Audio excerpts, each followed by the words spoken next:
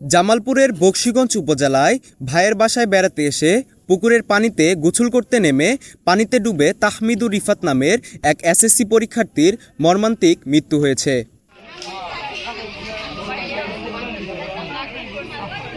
বুধবার দুপুরে বকশীগঞ্জ উপজেলার এক পুকুরে এ ঘটনা ঘটে।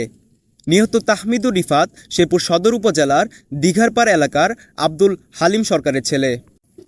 স্থানীয়রা জানায়, তাহমিদুর রিফাত এবছর শেরপুর সরকারি ভিক্টোরিয়া একাডেমি থেকে এসএসসি পরীক্ষায় অংশ নিয়ে জিপিএ 5 পেয়ে উত্তীর্ণ হয়েছিল।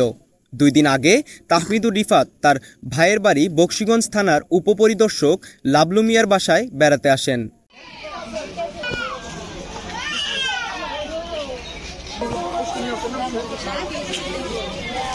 বুধবার 12টার দিকে তার 4 বন্ধুকে সঙ্গে নিয়ে উপজেলা পরিষদ চত্বরের পুকুরে গোসল করতে নামেন তারা।